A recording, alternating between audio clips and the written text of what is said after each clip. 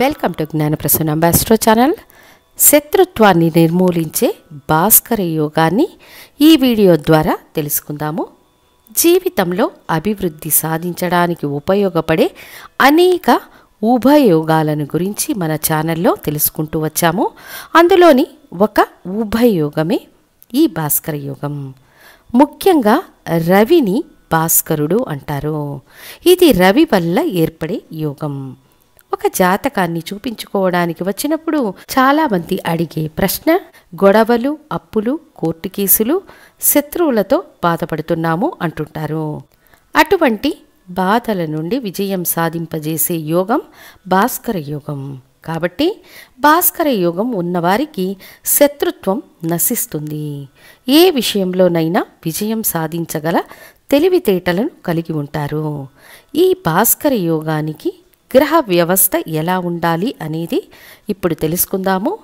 రవి ఉన్న స్థానానికి ముందున్న స్థానములో, వెనక ఉన్న స్థానములో బుధుడు, చంద్రుడు ఉండాలి.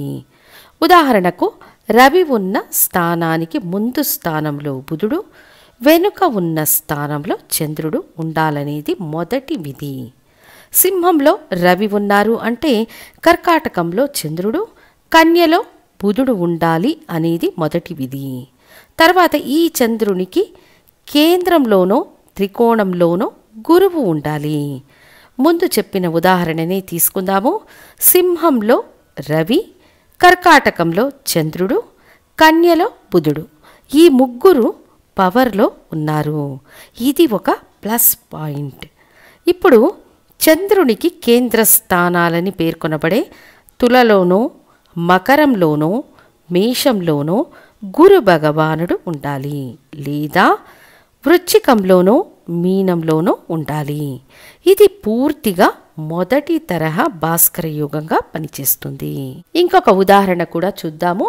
రవి మేషంలో ఉన్నారు, బుధుడు వృషభంలో, చంద్రుడు మీనంలో ఉండి ఈ చంద్రునికి కేంద్ర స్థానాలైన మిథునం, కన్య, ధనుస్సులో లేదా మీనంలోనే గురు భగవానుడు ఉండాలి. తర్వాత త్రికోణ స్థానాలైన కర్కాటకం, వృశ్చికం, మీనంలో గురు భగవానుడు ఉండాలి. అప్పుడు ఇది పూర్తిగా భాస్కర యోగంగా పనిచేస్తుంది. మరొక ఉదాహరణ, ధనుస్సులో రవి ఉన్నారు, మకరంలో బుధుడు, వృశ్చికంలో చంద్రుడు ఉండి ఈ చంద్రునికి 4వ స్థానమైన కుంభంలో గురువు ఉండవచ్చు, 7వ స్థానమైన వృషభంలో గురువు ఉండవచ్చు, 10వ స్థానమైన సింహంలో గురువు ఉండవచ్చు, లేదా వృశ్చికంలో గురువు ఉండవచ్చు. తర్వాత త్రికోణ స్థానాలైన మీనంలో, కర్కాటకంలో గురువు ఉండవచ్చు. ఇటువంటి గ్రహ వ్యవస్థ ఉంటే మీకు భాస్కర యోగం ఉందని అర్థం. శత్రుస్థానం అని ఆందోళన పడవలసిన అవసరం లేదు. ఇటువంటి గ్రహ వ్యవస్థలో ముగ్గురిలో 2 బలంగా ఉన్నారంటే ఇంకా గొప్ప విజయాన్ని సాధించేవారుగా ఉంటారు. మీతో పోటీ పడడానికి భయపడతారు. అంతేకాక మంచి దైవభక్తి కలవారై ఉంటారు. ఈ వ్యవస్థ మీ జీవితకాలంలో గుడి కట్టి కుంభాభిషేకం చేసే అవకాశాలను ఇస్తుంది. జీవితంలో రవిలాగా ప్రకాశిస్తారు. మంచి సంపాదనా శక్తిని కలిగి ఉంటారు. మంచి ఆరోగ్యం, పూర్తి ఆయుష్ బలం కలిగి శత్రువులను గెలిచే యోగ్యతను కలిగి ఉంటారు. ఇందులో 2 గ్రహాలైనా బలంగా ఉంటే ఈ యోగం యొక్క పూర్తి ఫలితం మీకు అందుబాటులో ఉంటుంది. ఈ యోగంలో 4 గ్రహాలు ముఖ్య పాత్రను వహిస్తాయి.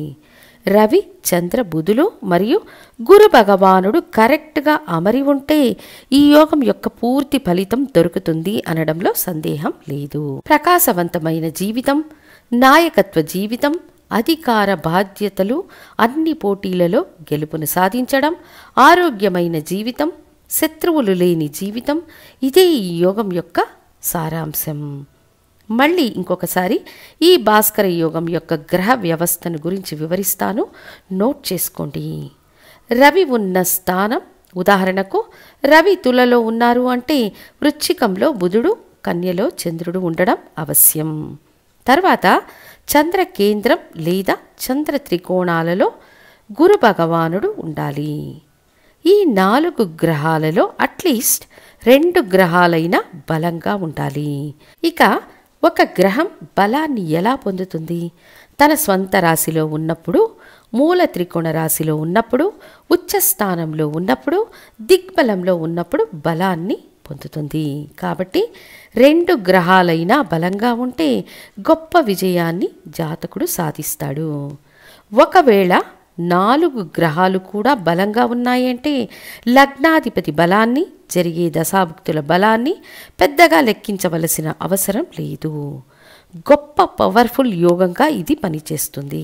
ఈ విధమైన యోగం ఉన్న జాతకుడు తమ జీవిత కాలంలో విజయాన్ని తప్ప మరేమీ చూడని పరాక్రమవంతులుగా అత్యున్నతమైన జీవితాన్ని గడుపుతారు మరియు ఇతరులకు ఆదర్శంగా నిలుస్తారనేది వాస్తవం.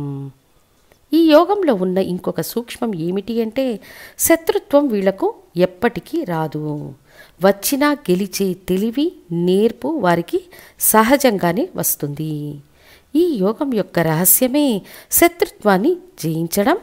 ఈ యోగం ఉన్న జాతకులు మంచి ఆత్మస్థైర్యాన్ని కలిగి ఉంటారు.